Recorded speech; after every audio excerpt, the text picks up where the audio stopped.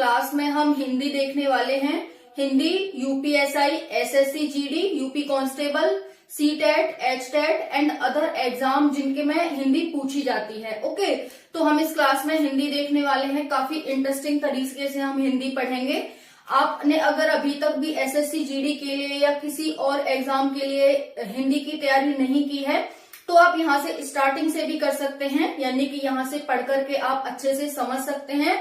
और अगर आपकी तैयारी हो गई है तो रिवीजन कर सकते हैं। ठीक है, तो आपको बहुत ही हेल्पफुल होने वाली है ये क्लास, बहुत ही फ्रूटफुल। ओके, तो हम स्टार्ट करते हैं। देखो, आप सभी को पता है कि हमने वर्णमाला पढ़ा है। वर्णमाला जिसमें 52 वर्ड होते हैं। जब हम हिंदी पढ़ना स्टार्ट करते हैं तो सबसे पहले हम वर्णों को पढ़ते हैं। वर्णों से मिलकर के वर्णमाला बनती है। वर्णमाला में कुछ स्वर होते हैं तो कुछ व्यंजन होते हैं, फिर उनको हम अलग अलग पार्ट में डिवाइड करते हैं। तो इसी तरह से हम यहाँ पर पढ़ने वाले हैं। आपको ये यहाँ पर वर्णमाला दिख रही है। वर्णमाला क्या होती है? तो वर्णों के समूह को वर्णमाला कहते हैं। वर्णों का समूह मतलब छोटा आ, बड़ा आ, छोटी ई, बड़ी ई। छोटा आ क्या है? एक वर्ड है। बड़ा आ क्या है? एक वर्ड है। छोटी ई क्या है? एक वर्ड है।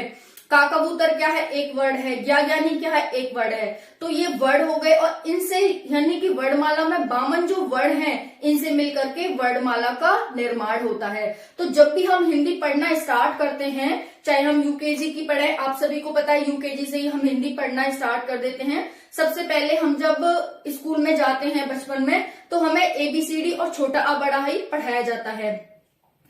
तो जो छोटा आ बड़ा पढ़ाया जाता है उसे हम वर्णमाला कहते हैं। ओके, तो वर्णमाला में 52 वर्ड होते हैं। इसमें 11 स्वर होते हैं और 41 व्यंजन होते हैं। देखो, वर्णमाला है जिसमें 52 वर्ड हैं। 52 वर्ड में कुछ स्वर हैं और कुछ व्यंजन हैं। 11 स्वर हैं और 41 व्यंजन है। इतना आप सभी को क्लियर हो गया होगा, ये नॉर्मल बात है। ठीक है, अब हम यहाँ पर देखते हैं वर्ड क्या होता है। वर्ड क्या होता है? तो वर्ड शब्द की लघुत्तम इकाई होती है। वर्ड शब्द की लघुत्तम इकाई होती है। अब ये शब्द क्या होता है? शब्द मान लो कमल, कमल, हमने ये एक शब्द ले लिया। कमल एक शब्द है, आप सभी जानते होंगे। तो ये शब्द है तो ये किससे मिलकर के बना हुआ है? ये वर्णों से मिलकर के बना हुआ है। इसमें क एक वर्ड है, म एक वर्ड है और ल एक वर्ड है, यानी कि ये वर्णों का समूह है। ठीक है, इसी को हम शब्द कहते हैं। तो वर्णों, बहुत सारे वर्णों से मिलकर के एक शब्द का निर्माण होता है और जिस वर्णों के समूह को हम वर्णमाला कहते हैं। तो यहाँ पर वर्ड क्या है? लघुत्तम इकाई को ही हम वर्ड कहते हैं। जैसे हमने अभी देखा था कमल, कमल में पूरा शब्द था, क एक वर्ड था, म एक वर्ड था, ल एक वर्ड था। वैसे आप यहाँ देख सकते हैं छोटा आ, बड़ा आ, का कबूतर, खा खरगोश, और भी बहुत सारे वर्ड हैं। ये हमारे वर्ड हो गए, यानी कि शब्द की सबसे छोटी इकाई वर्ड कहलाती है। नेक्स्ट है वर्णमाला क्या होती है। नेक्स्ट क्या है? वर्णमाला क्या होती है? तो वर्णों के समूह को वर्णमाला कहते हैं। वर्णों का समूह वर्णमाला कहलाता है। वर्ण क्या थे? हमने देख लिया था, छोटा आ, बड़ा, छोटी बड़ी, ये एक एक वर्ड हैं। अब जब हम सारे वर्णों को मिला देंगे अ से लेकर के ज्ञ तक, तो वो क्या कहलाएगी? वर्णमाला कहलाएगी। तो यहाँ पर आप देख सकते हैं अ से ज्ञ तक के हम सारे वर्णों को ले लेंगे तो वो वर्णमाला कहलाएगी, यानी कि हमने वर्णों का एक समूह बना दिया। इसमें 52 वर्ड होते हैं वर्णमाला में, 11 स्वर होते हैं और 41 व्यंजन होते हैं। इतना आप सभी को क्लियर हो गया होगा, है ना? तो आप सभी को दिख भी रहा होगा। ठीक है, नेक्स्ट है, हमने वर्ड देख लिया, वर्णमाला देख लिया। अब हम देखते हैं स्वर क्या होता है। स्वर क्या होता है? ऐसे शब्द, ऐसे वर्ड जिनका स्वतंत्र उच्चारण होता है। तो हम क्या देख रहे हैं? स्वर क्या होता है? ऐसे वर्ड जिनका स्वतंत्र उच्चारण होता है उन्हें हम स्वर कहते हैं। शब्दों पर फोकस करना, हिंदी पढ़ना कोई बड़ी बात नहीं है, हिंदी समझना कोई बड़ी बात नहीं है। ठीक है, तो आपने जो लगा रखा है कि हमें कभी हिंदी समझ में नहीं आने वाली, बिल्कुल अपने सर से निकाल दो ये। ठीक है, दिमाग से बिल्कुल निकाल दो और यहाँ पर ध्यान दो। मैं क्या कह रही हूँ कि स्वर क्या होते हैं? ऐसे वर्ण जिनका स्वतंत्र उच्चारण होता है उन्हें हम स्वर कहते हैं। देखते हैं स्वतंत्र उच्चारण जिनका होता है उन्हें हम स्वर कहते हैं। जैसे छोटा आ, बड़ा आ, छोटी ई, बड़ी ई, छोटा ऊ, बड़ा ऊ, री, ए ओ। ये 11 स्वर हो गए हमारे पास। जैसा कि हमने देखा था कि वर्णमाला स्वर और व्यंजन से मिलकर के बनी हुई है। 11 स्वर हो गए कौन कौन से? छोटा आ, बड़ा आ, छोटी ई, बड़ी ई, छोटा ऊ, बड़ा ऊ, री, ए ओ। ये 11 स्वर हो गए। तो इनको आपको ध्यान रखना है कि स्वर कौन से होते हैं। अब आप ये मत कहने लगना कि स्वर छोटा आ से छोटी बड़ी अंक तक होते हैं, ऐसा नहीं है। इसमें छोटी अंक बड़ी अंक नहीं आती हैं। ये इसीलिए यहाँ तक 11 होंगे, जब आप उन्हें भी मिला देंगे तो 13 हो जाएंगे, जो कि नहीं होते हैं। ठीक है, तो यहाँ पर ये हमारे हो गए स्वर जिनका स्वतंत्र उच्चारण होता है। नेक्स्ट है व्यंजन। व्यंजन क्या होते हैं? ऐसे वर्ड जिनका उच्चारण स्वरों की सहायता से होता है। मैंने क्या कहा है? व्यंजन क्या होते हैं? तो इसका आंसर क्या हो जाएगा?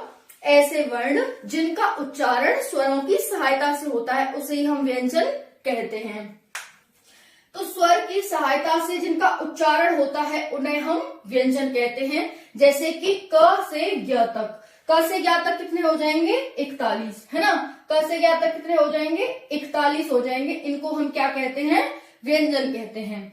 अब जैसे क ले लिया हमने, क ऐसे लगाया प्लस अ, तो इनका उच्चारण कैसे हो रहा है? स्वरों की सहायता से हो रहा है। ये व्यंजन हो गया, इसमें हलंत लगा हुआ है, और ये हमारा स्वर हो गया। ठीक है, तो आप सभी को ये क्लियर हो गया होगा। वैसे ही हम ख लें, ख को हम कैसे करेंगे?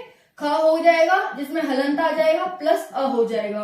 तो इस तरह से इनमें स्वर ऐड होते हैं, तभी हम कहते हैं कि ऐसे वर्ड जिनका उच्चारण स्वरों की सहायता से होता है उन्हीं को हम व्यंजन कहते हैं। तो इतना आप सभी को यहाँ पर क्लियर हो गया होगा। ठीक है, अब हम नेक्स्ट देखते हैं अयोगवाह। अयोगवाह क्या होते हैं? तो यहाँ पर है अयोगवाह छोटी अंग और बड़ी अंग को हम अयोगवाह कहते हैं। छोटी अंग और बड़ी अंग को अयोगवाह कहते हैं। छोटी अंग को हम अयोगवाह कहते हैं, मतलब इन दोनों को हम अयोगवाह कहते हैं। वहीं पर अगर एग्जामिनर आपसे पूछ ले कि छोटी अंग को क्या कहते हैं, अगर आपसे सेपरेट करके पूछ ले कि छोटी अंक को क्या कहते हैं, तो आपको बताना है इसे हम अनुस्वार कहते हैं। वहीं पर बड़ी अंक को पूछ ले कि ओनली बड़ी अंक को क्या कहते हैं, तो विसर्ग कहते हैं। अगर आपसे एग्जामिनर देता है कि निम्नलिखित में से कौन सा अयोगवाह का समूह है ना, ऐसे दे दे, तो आपसे दे दे छोटी अंग बड़ी अंग, फिर दे दे दूसरे पे क ख, फिर दे दे छोटा आ बड़ा आ, फिर दे दे छोटा ऊ बड़ा ऊ, तो आप क्या लगाएंगे? अयोगवाह छोटी अंग और बड़ी अंग। वहीं पर एग्जामिनर आपसे पूछता है कि अनुस्वार निम्नलिखित में से कौन सा एक अनुस्वार है। ठीक है, तो वहां पर आपको दे दे छोटा आ, फिर दे दे का कबूतर, फिर आपको दे दे बड़ी अंग, और फिर आपको दे दे छोटी अंग, है ना, ऐसे दे दे। तो आप किस पर टिक करेंगे? अनुस्वार में। अनुस्वार में आप इस पर टिक करेंगे कि ये अनुस्वार है और ये विसर्ग है। विसर्ग वे शब्द होते हैं जिनमें पीछे 2 बिंदी लगी होती हैं। चाहे कोई सा भी क हो उसमें 2 बिंदी लगी हो तो हम कहेंगे विसर्ग। हम आगे पढ़ेंगे स्वर संधि विसर्ग संधि क्या होती हैं, तो उसमें आप सभी को क्लियर हो जाएगा। तो यहाँ पर हमने देखा स्वर क्या है, व्यंजन क्या है और अयोगवाह क्या होते हैं। अब नेक्स्ट देखते हैं विव्रत। विव्रत स्वर क्या होते हैं? विव्रत स्वर क्या होते हैं, अब हम नेक्स्ट देखने वाले हैं। इतना आप सभी को क्लियर हो गया होगा। वर्ड क्या है, वर्णमाला क्या है, स्वर क्या है, व्यंजन क्या है और अयोगवाह क्या है। हमने 52 वर्ण यहाँ पर देख लिए हैं। इन दोनों को हम अलग से काउंट करते हैं, वर्णमाला में नहीं काउंट होते हैं, ये अलग से काउंट करते हैं हम इन्हें, छोटी अंग और बड़ी अंग जिन्हें हम अयोगवाह कहते हैं। ओके, तो यहाँ पर देख सकते हैं विव्रत स्वर क्या होते हैं। ऐसे स्वर जिनके उच्चारण में पूरा मुंह खुलता है।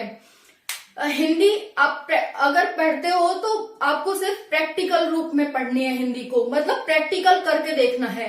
अगर यहाँ कहा गया है आपसे विव्रत स्वर, यानी विव्रत में कह रहा है कि ऐसे स्वर जिनके उच्चारण में हमारा पूरा मुंह खुलता है, उसको हम क्या कहते हैं? विव्रत स्वर कहते हैं। तो इसने एग्जाम्पल दिया है कि जो बड़ा आ है वो हमारा विव्रत स्वर है। बोल के देखना, बड़ा आ, तो पूरा मुंह खुल रहा है ना हमारा, तो ठीक है। तो इसने कह दिया कि ये जिसमें हमारा पूरा मुंह खुलता है वो होते हैं विव्रत स्वर। ठीक है, फिर नेक्स्ट कहता है अर्धविव्रत स्वर क्या होते हैं। ये कह रहा है कि अर्धविवृत स्वर ऐसे स्वर होते हैं जिनके उच्चारण में आधा मुंह खुलता है। जब हम अर्ध का मतलब आधा और विवृत का मतलब विवृत का आधा, विवृत में पूरा मुंह खुल रहा था, अर्धविवृत में हमारा आधा मुंह खुलेगा। ये कह रहा है कि इसके एग्जाम्पल है छोटा आ, छोटा आ, छोटी ए और बड़ा ओ। छोटा आ, ये यहाँ पर छोटा आ हो गया, ये बड़ी ए हो गई और यहाँ पर ये बड़ा ओ हो गया। ठीक है, तो बोल के देखना, अ बोला, छोटा है ना तो अ बोलेंगे, आधा मुंह खुल रहा है। ठीक है, फिर बोल रहा है ये बड़ी ए, बड़ी ए, बड़ी ए, आधा मुंह खुल रहा है। ठीक है, फिर ये कह रहा है बड़ा ओ, बड़ा ओ, बड़ा ओ, बड़ा ओ, तो आधा मुंह खुल रहा है। तो यहाँ पर आप इस तरह से देख सकते हैं। उसके बाद है यहाँ पर री, री। ठीक है, तो आपको क्या ध्यान रखना है अर्धविवृत में कि छोटा आ, बड़ी ए, बड़ा ओ और री, ये हमारे क्या होते हैं, ये हमारे होते हैं अर्धविवृत स्वर। ठीक है, फिर उसके बाद है समृत स्वर। समृत स्वर कैसे होते हैं, ऐसे स्वर जिनके उच्चारण में पूरा मुंह बंद रहता है। पूरा मुंह बंद कौन से स्वर में रहता है, जैसे कि छोटी ई, बड़ी ई, छोटा ऊ, बड़ा ऊ। छोटी ई, छोटी ई, बड़ी ई, छोटा ऊ, बड़ा ऊ, ऐसे हम बोलते हैं ना, तो बहुत कम खुलता है, ऐसा लगता है जैसे पूरा मुंह बंद है हमारा। तो यहाँ पर ये ध्यान रख सकते हैं, समृत स्वर में ऐसे स्वर जिनके उच्चारण में पूरा मुंह बंद रहता है, उसी को हम समृत स्वर कहते हैं। ये स्वर हैं सभी, ध्यान रखना। ठीक है, मैं लिख देती हूँ यहाँ पर समृत स्वर, अर्ध समृत स्वर, और ये हो गए हमारे समृत स्वर। ठीक है, फिर वैसे ये अर्ध समृत स्वर। फिर अर्ध समृत स्वर क्या होते हैं, इसमें हमारा पूरा मुंह बंद था, लेकिन फिर अर्ध समृत की बात करेंगे, यानी कि समृत में पूरा बंद था तो अर्ध में मतलब आधा बंद रहेगा। ऐसे स्वर जिनके उच्चारण में आधा मुंह बंद रहता है, उन्हीं को हम अर्ध समृत स्वर कहते हैं। जैसे कि छोटी ए और छोटा ओ, छोटी ए और छोटा ओ। छोटी ए, आधा बंद है हमारा मुंह, छोटी ए, छोटा ओ, छोटी ए, छोटा ओ, इस तरह से। तो आपको ये ध्यान रखने हैं। नेक्स्ट है अग्र स्वर क्या होते हैं। अग्र स्वर क्या होते हैं, इस क्लास में, जो ये हमारी क्लास है, इसमें सिर्फ हम शब्दावलियां ही देखेंगे। कल से हम स्टार्ट करेंगे, क्योंकि ये शब्दावलियां आपको बहुत जरूरी पहले ध्यान रखनी चाहिए। क्योंकि कल हम जब ये कहेंगे कि अग्र स्वर, पश्च स्वर, मध्य स्वर, विवृत स्वर, तो आप कहेंगे पता नहीं ये क्या है अग्र स्वर। इसीलिए मैंने आगे से स्टार्ट नहीं किया, मैंने स्टार्टिंग से स्टार्ट किया है, ताकि आप सभी को ये शब्दावलियां ध्यान रखनी है। जब हम आगे पढ़ेंगे तो ये डायरेक्ट यूज होंगी, तो आपको उस टाइम पर दिक्कत नहीं आएगी। फिर अग्र स्वर क्या होता है, अग्र स्वर किस किस को कहते हैं, छोटा ई, बड़ी, छोटी ई, बड़ी ई, छोटी ए, बड़ी ए और री को कहते हैं हम अग्र स्वर। ठीक है, तो ये 5 हैं जिनको हम अग्र स्वर कहते हैं। ये 5 अग्र स्वर कहलाते हैं। तो आपको ध्यान रखना है कि कौन कौन से होते हैं। देखो, ये हमारी जीभ है, ऐसे मान लो कि ये हमारी जीभ है। जब आगे को उठती है, सिर्फ आगे का भाग उठता है, तो वो अग्र स्वर कहलाता है। मतलब जिनके उच्चारण में हमारा आगे का भाग उठता है जीभ का, तो वो अग्र स्वर कहलाते हैं। बीच का भाग उठता है तो वो मध्य स्वर कहलाते हैं, और जब पीछे का भाग उठता है तो उसे हम क्या कहते हैं, पश्च स्वर कहते हैं। तो इस तरह से आपको ध्यान रखना है, ये वाला भाग अग्र स्वर, ये मध्य स्वर और ये पश्च स्वर। ओके, तो ये हमारी क्या है, टंग है, ये हमारी जीभ है। तो वही कह रहा है कि अग्र स्वर क्या होते हैं, जिनके उच्चारण में हमारी जीभ का अगला भाग उठता है, उनको हम अग्र स्वर कहते हैं। जैसे छोटी ई, बड़ी ई, छोटी ए, बड़ी ए और री। जैसे छोटी ई, आगे वाला भाग उठ रहा है, बड़ी ई, छोटी ए, बड़ी ए, री। ठीक है, आगे वाला आप भी इसे उच्चारण करके देख सकते हैं। फिर है मध्य स्वर। मध्य कौन से होते हैं, जिसमें बीच वाला भाग उठेगा, जैसे है ना, बीच का उठ रहा है। फिर हो जाएगा पश्च स्वर। पश्च स्वर में हमारा पीछे वाला भाग उठेगा, जीभ का पीछे वाला भाग, जैसे कि आ, उ, ओ, बड़ा आ, छोटा ऊ, बड़ा ऊ, छोटा ओ और बड़ा ओ। ठीक है, तो यहाँ पर आप जब बोलेंगे आ, तो यानी पीछे वाला भाग उठ रहा है हमारा आ। छोटा ऊ, बड़ा ऊ, छोटा ओ, बड़ा ओ, ये हमारा पीछे वाला भाग उठ रहा है। ओके, तो इस तरह से आपको प्रैक्टिकल ये करके देखना है। फिर होते हैं संयुक्त स्वर। संयुक्त स्वर कौन से होते हैं? छोटी ए, बड़ी ए, छोटा ओ और बड़ा ओ। छोटी ए, बड़ी ए, छोटा ओ और बड़ा ओ, ये हमारे संयुक्त स्वर होते हैं। संयुक्त का मतलब है ये अन्य स्वरों से भी मिलकर के बने हुए हैं। ये सिर्फ ये नहीं है कि इसमें और भी स्वर मिले हुए हैं जिनके माध्यम से ये संयुक्त स्वर बने हुए हैं, इसीलिए हम इन्हें संयुक्त स्वर कहते हैं। तो इतना आप सभी को यहाँ पर क्लियर हो गया होगा कि हमने इसमें क्या देखा कि हमारी एक हिंदी है जिसमें 52 वर्ण हैं। वर्णों से के मेल से वर्णमाला का निर्माण होता है। वर्णों के मेल से वर्णमाला का निर्माण होता है। वर्णमाला में 11 स्वर होते हैं, 41 व्यंजन होते हैं। फिर वर्ण क्या होता है? वर्ण शब्द की लघुत्तम इकाई होती है। वर्ण शब्द की लघुत्तम इकाई होती है, जैसे कि ये हमारे वर्ण हैं। फिर वर्णमाला क्या होता है? वर्णों का समूह वर्णमाला कहलाता है, जैसे कि अ से ज्ञ तक 52 वर्ण हो गए। फिर आता है स्वर। स्वर में जिनका स्वतंत्र उच्चारण होता है वो स्वर कहलाते हैं। व्यंजन क्या होते हैं? स्वर की सहायता से जिनका उच्चारण होता है, जैसे मैंने बताया था क में क्या हो गया? क हलंत आ गया प्लस अ आ गया, ये स्वर की सहायता से इसका उच्चारण हुआ है। तो इस तरह से भी मैंने बताया था, वो हो गया। फिर अयोगवा होता है। अयोगवा छोटी अंग और बड़ी अंग को कहा जाता है। वहीं आपसे सेपरेट करके पूछे कि अनुस्वार कौन सा शब्द, कौन सा वर्ड है, तो आपको बताना है अनुस्वार जो होता है छोटी अंग होती है और विसर्ग बड़ी अंग होती है। फिर है विव्रत स्वर, ऐसे स्वर जिनके उच्चारण में पूरा मुंह खुलता है, जैसे कि बड़ा आ। अर्धविव्रत स्वर, ऐसे स्वर जिनके उच्चारण में आधा मुंह खुलता है, जैसे कि छोटा आ, बड़ी ए और बड़ा ओ। छोटा आ, बड़ी ए और बड़ा ओ और री, है ना, ये 4 हो गए। ये आपको ध्यान भी रखने हैं कि विव्रत स्वर कौन सा है, कितने होते हैं? 1। अर्धविव्रत कौन से होते हैं हमारे? 4। अर्धविव्रत स्वर 4 होते हैं। समव्रत स्वर कितने होते हैं? 4 होते हैं। फिर अर्धसमव्रत स्वर कौन से होते हैं? 2 होते हैं। ऐसे पूछा जा सकता है, किसी भी तरह से पूछ सकता है एग्जामिनर आपसे। ऐसे पूछ सकता है कि अर्धविव्रत स्वरों की संख्या कितनी है, ऐसे पूछ लेगा, समव्रत विव्रत इनमें से।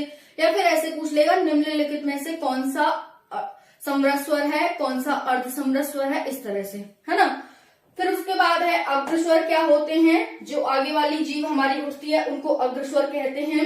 जिनके उच्चारण में हमारा मध्य वाला भाग उठता है जीभ का, उसे हम मध्य स्वर कहते हैं। और ऐसे वर्ड जिनके उच्चारण में हमारा पश्च भाग उठता है उसे हम पश्च स्वर कहते हैं। संयुक्त स्वर जो अन्य स्वरों से मिलकर के बने हुए होते हैं उन्हें हम क्या कहते हैं? संयुक्त स्वर कहते हैं। इतना आप सभी को क्लियर हो गया होगा यहाँ पर। अब हम देखते हैं व्यंजन। व्यंजन 41 थे हमारे, ठीक है। अब हम उसके बाद देखेंगे कि संयुक्त व्यंजन क्या होते हैं। व्यंजन तो आप सभी को देख लिया कि क से ज्ञ तक व्यंजन होते हैं। अब हम देखेंगे व्यंजन, जो संयुक्त व्यंजन होते हैं वो क्या होते हैं। संयुक्त व्यंजनों की संख्या 4 होती है। आपसे एग्जामिनर पूछे कि संयुक्त व्यंजन की संख्या कितनी है, आंसर हो जाएगा 4। पूछे कि भाई त्र का कौन सा संयुक्त व्यंजन है, जैसे त्र में दे दे, आपको दे दिया त्र का कौन सा संयुक्त व्यंजन है, तो ऑप्शन ए में दे दिया त अ, ऐसे दे दिया। बी में दे दिया त थ, फिर सी में दे दिया त द, ऐसे दे दिया। फिर डी में दिया आपको त र, ठीक है। तो ये है हमारा तर है ना हमारा, तो ये डी वाला सही होगा आपका आंसर, ठीक है। इस तरह से आपको एग्जामिनर दे सकता है कि त्र का संयुक्त व्यंजन बताओ कौन सा है, तो इसीलिए आपके लिए इम्पोर्टेंट हो जाता है ये यहाँ पर। ध्यान रखना कि छ किससे मिलकर के बना हुआ है, छ क और श से मिलकर के बना हुआ है। क है जिसमें हलंत लगा हुआ है और पेट चीरा सा है। फिर त्र है जिसमें त है, हलंत लगा हुआ है और र है। फिर ज्ञ है जिसमें ज में हलंत लगा हुआ है। इन सब आगे वाले में हलंत लगा हुआ है, यानी कि ये आधे हैं, प्लस इसमें ये क्या है, पूरे पूरे व्यंजन हैं। तो यहाँ पर क हलंत श, त में हलंत र, ज में हलंत अ और श में हलंत र। जैसे कि छ मतलब क श छ, त्र त र त्र, ज्ञ ज अ ज्ञ, श्र स र स्र, ठीक है। इस तरह से बहुत ही इजी है, इन्हें याद रखना, बट आपको ध्यान से सुनना और देखना होगा अच्छे से। नेक्स्ट है संयुक्त स्वर कौन से होते हैं। जैसे अभी हमने यहाँ देखा था ना, संयुक्त स्वर 4 संयुक्त स्वर होते हैं और 4 संयुक्त स्वर होते हैं और 4 संयुक्त व्यंजन होते हैं। तो ये संयुक्त व्यंजन है, छोटी ए बड़ी ए छोटा ओ बड़ा ओ, छोटी ए बड़ी ए छोटा ओ बड़ा ओ। अब ये मिलकर के किससे बने होते हैं, छोटा आ बड़ा आ प्लस छोटी ई बड़ी ई। जैसे ए बनेगा कैसे, ए बनेगा अगर हम छोटा आ में छोटी ई मिला देते हैं तो क्या बन जाएगा, ए बन जाएगा। अगर हम छोटा आ में बड़ी ई मिला देते हैं तो ए बन जाएगा। अगर हम बड़ा आ में छोटी ई मिला देते हैं तो ए बन जाएगा। अगर हम बड़ा आ में बड़ी ई मिला देते हैं तो ए बन जाएगा। ठीक है, यानी कि इसके 4 पार्ट हो सकते हैं जो मैंने यहाँ पर लिखा है। कल और अच्छे से समझा देंगे, क्योंकि देखो ये ना डिजिटल बोर्ड तो है नहीं हमारा, जैसा भी बोर्ड है तो थोड़ी इसकी लिमिटेशन है, तो आप सभी को थोड़ा सा वो करना पड़ेगा, कॉम्प्रोमाइज कर सकते हैं पढ़ाई में नहीं, बट यहाँ पर इसे हम कल दोबारा से समझा देंगे, कोई टेंशन लेने वाली बात नहीं है। छोटी ए और आ प्लस ई से मिलकर के 4 मैंने बताया कि 4 इसके कौन कौन से पार्ट बनेंगे, कैसे कैसे ये ए बन सकता है। वैसे ही बड़ी ए में आ प्लस ए, सिर्फ इसमें छोटी ए मिलेगी यहाँ पर जब ये बड़ी ए बनेगी। फिर छोटा ओ कैसे बनेगा, आ प्लस उ। जब बड़ा ओ बनाना होगा तो फिर यहाँ पर हमें ओ लाना होगा, सेम ऐसे ही। ठीक है, तो 4 संयुक्त स्वर हो गए और 4 संयुक्त व्यंजन हो गए। इतना आप सभी को क्लियर हो गया होगा। ठीक है, अब हम नेक्स्ट देखते हैं। नेक्स्ट है हमारा प्लुत स्वर क्या होते हैं। नेक्स्ट क्या है, प्लुत स्वर क्या होते हैं। देखो आप सभी ने जैसे रामायण वगैरह पढ़ी होगी, तो उसमें हम जब चौपाई वगैरह पढ़ते हैं तो आ करके ऐसे डला होता है, ऐसे, है ना, बहुत बार देखा होगा। इसका मतलब ये आ ऐसे बहुत दूर तक जा रहा है ये आ, इसी को हम प्लुत स्वर कहते हैं, इस वाले सिंबल को। तो कभी आपसे एग्जाम में पूछा जाए कि प्लुत स्वर का कौन सा सिंबल होता है, ये दे दे, फिर आपको ऐसे दे दे, फिर आपको ऐसे दे दे, फिर आपको मतलब ऐसे दे दे, है ना, और इनमें से पूछे प्लुत स्वर का कौन सा एग्जाम्पल है, तो आपको बताना है ये वाला जो ऐसे एस वाला होता है ना, इस तरह से, वही प्लुत स्वर का उदाहरण होता है, वही प्लुत स्वर का एग्जाम्पल होता है, सिंबल होता है। ठीक है, तो यहाँ पर आप देख सकते हैं प्लुत स्वर आगे पीछे इस तरह से लगा हो, उसी को हम प्लुत स्वर कहते हैं। ठीक है, नेक्स्ट है लघु या ह्रस्व स्वर। लघु और ह्रस्व स्वर कौन से होते हैं, लघु का पता चल रहा है छोटा, छोटा आ, छोटी ई, छोटा ऊ, लघु स्वर हो गए। तो वही है, छोटा आ, छोटी ई, छोटा ऊ और री, 4 लघु स्वर होते हैं। 2 तरह से पूछा जा सकता है क्वेश्चन, निम्नलिखित में से कौन सा लघु स्वर है, छोटा आ बड़ा आ दे देगा, इस तरह से 4 ऑप्शन दे देगा, तो आपको छोटा आ, छोटी ई, छोटा ऊ ध्यान रखना है। ठीक है, और एक री होता है। दूसरा पूछ सकता है ह्रस्व स्वर या लघु स्वरों की संख्या कितनी होती है, 4, 5, 6, 8, तो आपको बताना है 4 होती है ना। नेक्स्ट है दीर्घ स्वर। दीर्घ का मतलब बड़ा आ, बड़ी ई, बड़ा ऊ, बड़ा ओ, है ना, तो यहाँ पर देख सकते हैं बड़ा आ, बड़ी ई, बड़ा ऊ, छोटी ए, बड़ी ए, छोटा ओ और बड़ा ओ, है ना, ये यहाँ पर 7 हो गए। तो दीर्घ स्वर आपको ध्यान रखना है, दीर्घ स्वरों की संख्या 7 होती है। इसमें कौन से आते हैं, बड़ा आ, बड़ी ई, बड़ा ऊ, बड़े ए तो आएंगे ही आएंगे, प्लस इसमें छोटी ए भी आ जाएगी और छोटा ओ भी आ जाएगा। इतना आप सभी को क्लियर हो गया होगा। फिर है मूल स्वर कौन से होते हैं। मूल स्वर है छोटा आ, छोटी ई, छोटा ऊ और छोटा ओ, ये 4 मूल स्वर होते हैं। कैसे भी पूछा जा सकता है क्वेश्चन में, मूल स्वरों की संख्या कितनी है ऐसे पूछा जा सकता है, या फिर निम्नलिखित में से कौन सा मूल स्वर है। मूल का मतलब जिनसे बड़े बने हैं, छोटा आ से बड़ा आ बना है तो छोटा आ मूल स्वर हो गया, छोटी ई से बड़ी ई बनी है तो छोटी ई मूल स्वर हो गई। वैसे ही बड़ा ऊ किससे बना है, छोटा ऊ से, तो छोटा ऊ मूल स्वर हो गया। बड़ा ओ किससे बना है, छोटा ओ से, तो छोटा ओ मूल स्वर हो गया। तो ये 4 मूल स्वर होते हैं, ये 4 ह्रस्व स्वर होते हैं, ये 7 दीर्घ स्वर होते हैं।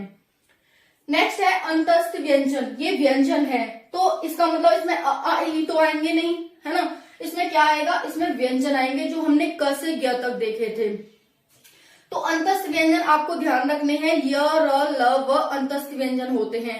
य, यायक, रारथ, लालड्डू और वावकील या वावकड़ी, ये सारे क्या होते हैं, अंतस्थ व्यंजन होते हैं। फिर है संघर्षी या ऊष्म व्यंजन। दोनों को ध्यान रखना है, मैंने इसीलिए 2-2 जिनके नाम है वो इसीलिए रखे हैं, ताकि लिखे हैं यहाँ पर, ताकि आप कंफ्यूज ना हो जाए और एग्जाम में गलत ना हो जाए। तो संघर्षी या ऊष्म व्यंजन एक ही बात है, संघर्षी व्यंजन या ऊष्म व्यंजन। लघु स्वर या फिर ह्रस्व स्वर एक ही बात है। तो संघर्षी या ऊष्म व्यंजन क्या होते हैं? श, स, ह, सीटी वाला सा, पेट चिरा सा, सवाल वाला सा और हल्का ह। ये 4 होते हैं हमारे संघर्षी या ऊष्म व्यंजन। फिर है अघोष व्यंजन क्या होते हैं? अघोष यानी कि जिसके पीछे 1 और 2 हो उसको हम क्या कहते हैं? अघोष व्यंजन कहते हैं। अघोष, मतलब आगे वाला। आगे वाला कौन सा? 1 और 2 प्लस स, श, स, सीटी वाला सा, पेट चिरा सा, सवाल वाला सा, हर का हानि आएगा। ये इनकी कुछ ना कंडीशन होती हैं, वो आपको ध्यान रखनी है। ऐसा नहीं करना कि अगर मैंने श सा लिखा है या ह नहीं लिखा तो तुम कहीं ह लिखने लग जाओ यहाँ, है ना। इसमें नहीं आता है ह तो आपको भी ह नहीं लिखना है यहाँ पर। तो अघोष व्यंजन कौन से होते हैं? अघोष का मतलब आगे के 1 और 2, फिर होता है सीटी वाला सा, पेट चिरा सा और सवाल वाला सा। फिर होता है सघोष व्यंजन, मतलब आगे के, सघोष मतलब पीछे के, 3, 4, 5, जैसे कि गा गैया। वैसे आप यहाँ ले सकते हैं 1 और 2 में का कबूतर और खा खरगोश। एक पहले पे आता है का कबूतर, दूसरे पे खा खरगोश आता है, तो यहाँ पर आप ले सकते हैं। वैसे 3, 4, 5 में गा गैया, घाघड़ी और आंगन, ये पीछे के हो गए और ये आगे के हो गए, है ना। जब हम एक लाइन पढ़ते हैं ना ऐसे, का कबूतर, खा खरगोश, गा गैया, घाघड़ी और आंगन, यहाँ तक पढ़ते हैं। ये तो हमारे अघोष हो गए आगे के, ये दोनों हमारे सघोष हो गए पीछे के, 3, 4, 5। तो ये 1 नंबर पे, ये 2 नंबर पे, ये 3 नंबर पे, ये 4 नंबर पे, ये 5 नंबर पर, ऐसे आपको पढ़ना है, ठीक है। अब कोई कंफ्यूजन तो नहीं है इसमें? कोई कंफ्यूजन हो तो आप मुझसे पूछ लेना। सघोष व्यंजन 3, 4, 5 प्लस य, र, ल, व, ह, य, र, ल, व, ह। मैं यहाँ पर प्लस का सिंबल लगा देती हूँ, ठीक है। प्लस य, र, ल, व, ह, ये क्या होते हैं? सघोष व्यंजन होते हैं। फिर होता है अल्प प्राण। अल्प का मतलब छोटा, जैसे कि 1, 2 बड़ा हो गया, 3, 4 बड़ा हो गया, 5, ये अल्प प्राण हो गए। अल्प का मतलब आगे के, 1 को ले लो, 2 को छोड़ दो, 3 को ले लो, 4 को छोड़ दो, 5 को ले लो। तो अल्प प्राण कौन से होते हैं? 1, 3, 5 वर्ड, जैसे का कबूतर, खा खरगोश को छोड़ दो, गा गैया, घाघड़ी को छोड़ दो, आंगन। ये 1, 3 और 5वां वर्ड हो गया जिसे हम अल्प वर्ण कहेंगे। प्लस सभी स्वर आते हैं इसमें। कौन से स्वर होते हैं? छोटा आ, बड़ा आ, छोटी बड़ी, छोटा ऊ, बड़ा ऊ, छोटी ए, बड़ी ए, री, छोटा और बड़ा हो, ये 11 स्वर होते हैं। तो सभी स्वर आते हैं। प्लस इसमें अनुस्वार भी आ जाता है। छोटी अंक को हमने क्या कहा था? अनुस्वार भी आ जाता है और अंतस्थ व्यंजन भी इसमें आते हैं। अंतस्थ कौन से देखे थे हमने? य, र, ल, व, तो इसमें अंतस्थ व्यंजन भी आते हैं। इन सभी से अल्प प्राण बनता है। आपको एग्जाम में पता है कैसा देगा? निम्नलिखित में से कौन सा अल्प प्राण है? अब आपको देगा 1, 3, 5 ऐसे दे देगा, फिर दे देगा य, र, ल, व, ह ऐसे दे देगा। फिर तो आपको लगेगा यार ये भी सघोष में आता है, ये अल्प प्राण में, तो यहाँ पर भी य, र, ल, व आ रहा है और अंतस्थ य, र, ल, व होते हैं तो यहाँ पर भी आ रहा है। तो ये छोटी छोटी चीजें आपको ध्यान देनी होंगी, ठीक है। कि इसमें 1, 3, 5 वर्ड, सभी स्वर और अंतस्थ व्यंजन आते हैं। फिर उसके बाद हम देखते हैं महाप्राण। महा का मतलब बड़ा, जो अभी हमने अल्प लिया था 1, 3, 5, अब इसका 2 और 4 लेंगे। 2, 4 प्लस ऊष्म व्यंजन। ऊष्म कौन से होते हैं? अभी हमने यहाँ देखा था ऊष्म या संघर्षी व्यंजन स, ह, तो यहाँ पर स, ह लिख लेंगे और यहाँ पर बड़ी अंक। यहाँ हमने अनुस्वार लिया था और यहाँ पर हम क्या लेंगे? विसर्ग लेंगे। तो महाप्राण में विसर्ग आता है, ध्यान रखना है आपको। फिर उसके बाद है अनुनासिक। उसके बाद क्या है? अनुनासिक। तो अनुनासिक देखते हैं क्या होता है। अनुनासिक वो होता है जिसका उच्चारण नाक और मुंह दोनों से होता है। जिसका उच्चारण नाक और मुंह दोनों से होता है उसे हम अनुनासिक कहते हैं। अनु यानी कि मुंह और नाक, है ना। तो ड, ढ, न्य, न, म ये होते हैं हमारे 5 अनुनासिक। ड, य, ढ, न, म, ड, ढ, न, म का मतलब हो गया, जैसे हम जैसे लिखेंगे ना क, ख, ग, घ, य। फिर आ जाएगा च, छ, ज, झ, य, ठीक है। फिर आ जाएगा ट, ठ, ड, ढ, न। तो ये पीछे वाले जो पंचमाक्षर होता है ना, यहाँ पर लिखा हुआ है अंतिम पंचमाक्षर या अनुनासिक होता है। इसका उच्चारण कैसे होता है? नाक और मुंह से होता है। ड, तो नाक और मुंह दोनों से हो रहा है। न्य, नाक और मुंह। ण, न, म दोनों से हो रहा है। तो ये अनुनासिक कहलाते हैं, जिनका उच्चारण नाक और मुंह दोनों से होता है। जैसे समझ सकते हैं ट्रिक से, पंचमाक्षर होता है, ठीक है। व्यंजन का पंचमाक्षर प्रत्येक अनुनासिक होता है। फिर निरनुनासिक, यानी कि निर का मतलब नाक का यूज नहीं होगा, सिर्फ मुंह का यूज होगा। तो निरनुनासिक कौन से होते हैं? नाक से नहीं, केवल मुंह से इनका उच्चारण होता है। जैसे अ आ इ ई, अ आ इ ई, मुंह हो रहा है, बिल्कुल नाक पे नहीं जा रहा। अ आ इ ई, आप भी बोल के देखना, अ आ इ ई, है ना, ये बिल्कुल मुंह से हो रहा है। तो निरनुनासिक कौन से होते हैं? नाक से नहीं। निरनु का मतलब नाक से नहीं, सिर्फ मुंह से। अ आ इ ई। फिर होते हैं द्विगुण व्यंजन। द्विगुण कह लो या उच्छिप्त व्यंजन कह लो, कुछ भी पूछ सकता है एग्जामिनर, द्विगुण या उच्छिप्त। देखो जिनमें नीचे ये लगता है ना, ड और ढ में लगता है, तो इनको ही हम क्या कहते हैं? द्विगुण या उच्छिप्त व्यंजन कहते हैं। तो आपको ध्यान रखना है द्विगुण और उच्छिप्त व्यंजन में ड और ढ। फिर होते हैं स्पर्श व्यंजन। स्पर्श व्यंजन हमारे 25 होते हैं। कभी एग्जामिनर आपसे पूछ लेता है स्पर्श व्यंजन कौन से होते हैं, 25, 30, 35, 40 ऐसे देगा, तो आपको ध्यान रखना है 5 × 5 25 होते हैं। कल हम देखेंगे स्पर्श व्यंजन कौन से होते हैं, जैसे कि क, ख, ग, घ, ढ। फिर आता है च, छ, ज, झ, ञ, ट, ठ, ड, ढ, न, क, च, ट, प, प, फ, ब, भ, ये होते हैं हमारे। एक और लाइन आएगी क, च, ट, प, पापड़े, भावल, भावकड़ी, भावटी, भावची, या लव, है ना, ये सारे। तो ये हमारे 25 होते हैं, 5 ऐसे और 5 ऐसे। इसी को हम क्या कहते हैं? स्पर्शी व्यंजन कहते हैं। ओके, तो इतना आप सभी को क्लियर हो गया होगा, क से लेकर के म तक, क से म तक, जो मैंने 5-5 पंक्तियां भी बनाई थी। फिर होता है यहाँ पर द्वित व्यंजन। द्वित व्यंजन कौन से होते हैं? जिसमें 2 बार कोई भी अक्षर 2 बार आता है, कोई भी वर्ड 2 बार आता है, उसे हम द्वित व्यंजन कहते हैं। जैसे कि गद्दा, इसमें आधा दा आ रहा है, फिर पूरा दा आ रहा है। दिल्ली, जिसमें आधा ला आ रहा है, फिर पूरा ला आ रहा है। बिल्ली, वैसे ही कट्टी, है ना, वैसे ही नल्ला, है ना, पिल्ला, ऐसे। तो जिसमें 2 बार एक ही वर्ड आता है, एक आधा पूरा, उसी को हम क्या कहते हैं? द्वित व्यंजन कहते हैं। फिर आता है पार्श्विक व्यंजन। ल को हम पार्श्विक व्यंजन कहते हैं।